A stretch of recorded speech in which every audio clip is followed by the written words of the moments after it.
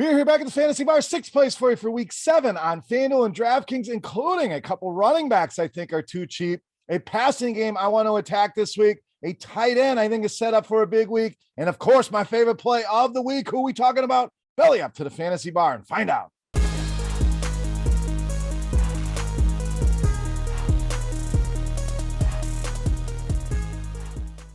Welcome in, guys. Week 7 edition Beers Daily Fantasy 6-pack season continues to cruise right along, but we are back with 6 guys fresh off the tap for you on both Fanduel and Draftkings. Thank you, as always, for stopping by and checking out the video. Now, before we get into the week 7 plays, couple things. Make sure you subscribe to the channel, hit that thumbs up button. Also, click that bell, get notified when these videos are coming out. We're doing this video, we're doing our Yahoo video, and of course, NBA season is here. So we are also doing NBA videos. So be in the know, get notified when the videos are coming out. Also, make sure you listen to DFS OG's pod every Wednesday afternoon. We're live, or you can catch it on demand on YouTube, on your favorite podcast channel, whatever it may be. We're also running a FanDuel contest only for the listeners of that show. And of course, you guys got to keep the Fantasy Bar involved at FanDuel.com/OG, single entry tournament with a season-long payout. Go check it out. All the information you need over there at FanDuel.com/OG. A quick look back at last week. I know you guys are asking about that. We just want to keep the video short enough, not hiding from anything.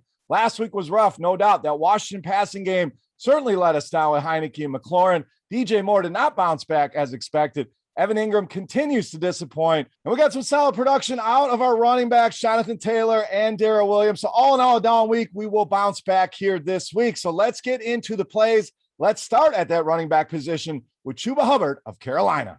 I continue to be surprised by these prices here with Chuba Hubbard. Is he Christian McCaffrey? No. But can he be 60, 70, 80% of what Christian McCaffrey gives us? I think so. We're not paying those kind of prices here, especially on DraftKings at just $6,100. So I think this sets up very well here for Chuba Hubbard, averaging 23 touches per game over the last 2 weeks. And again, you're not paying that workhorse price point that you are for a lot of guys seeing that many touches a week.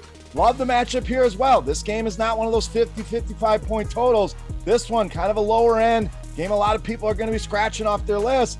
Giants have been terrible against running backs this season. Second most rushing yards allowed, along with the 6th most fantasy points allowed. So Hubbard remains too cheap. Take advantage here in this matchup against the New York Giants. All right, let's go to the quarterback position next. A fun one here. We're going to roll with Matthew Stafford of the Rams. Now, a lot of reasons I like this pick. First of all, Darrell Henderson is going to be very, very popular this week with good reason. The Lions have been terrible. I am not calling Henderson a bad play. I'll have some Henderson. I think he's a cash game lock as well, but this gets you off of a lot of that ownership here, and Stafford been phenomenal to start the season. Multiple touchdown passes now in 5 of the 6 games, and in 3 games at home, he's averaging 3 touchdowns in those games. The Lions' 8th most passing touchdowns allowed, and of course, we get the revenge narrative here. You guys know I love me some narratives.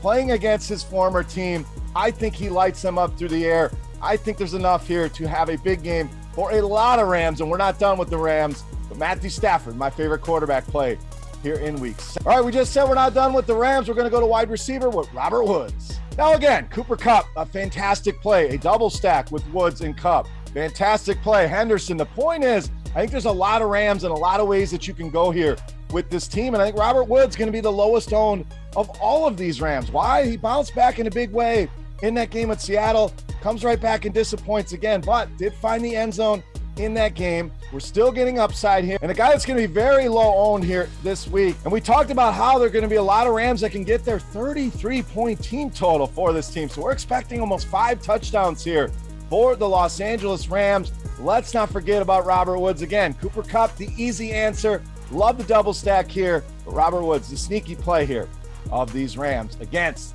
the Detroit Lions. All right, back to the running back position. Another guy in the mid-range I like this week, Josh Jacobs of the Raiders. Now I get it. Josh Jacobs not been great this season. We saw Kenyon Drake get more involved last week. I can hear your concerns as I'm talking about Josh Jacobs here, but hear me out here with this play. I love this spot for him. Why? Touchdowns, especially on FanDuel, under 7K. Guy's got 4 touchdowns in his 4 games played, so we're capturing some of that upside. Philadelphia, awful against running backs here so far this season. In fact, bottom 6 in rushing yards allowed, receptions allowed, fantasy points a lot. And I get it, he hasn't been involved in the passing game as much as we would like, and Kenyon Drake going to siphon some of that work off. But don't be surprised when you see both of these guys on the field together. Drake playing some wide receiver. We've seen Jacobs line up at wide receiver. This new coaching staff looks like they're going to get creative with these two guys. So a lot of people are going to hesitate on Josh Jacobs. If you don't want to play him, I certainly understand your concerns.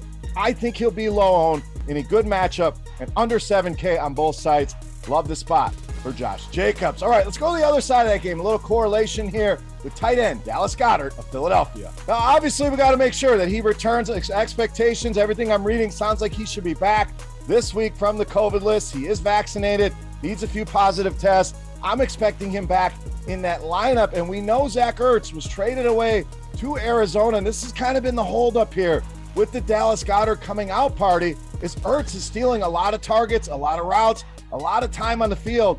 Now we clear that out of the way, and I think there's a clear path here for Dallas Goedert to become that tight end a lot of us were expecting him to be opening the season here. Not to mention that, but of course, we get a good matchup here as well. Vegas, second most receptions allowed to tight ends, fifth most receiving yards, sixth most DraftKings points here.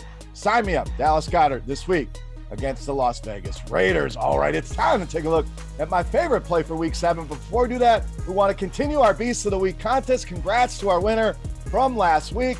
How do you play? Very easy. You get in the comment section right below the video and guess fantasy points on DraftKings for my favorite play of the week.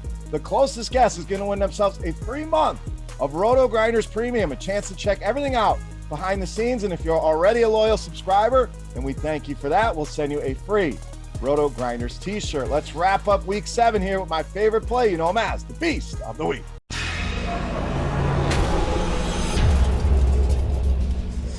All right, Beast time. We owe you one more wide receiver. We've saved you with a lot of mid-range and value plays. We're going to spend all the way up to Davante Adams of the Packers, this week's Beast of the Week.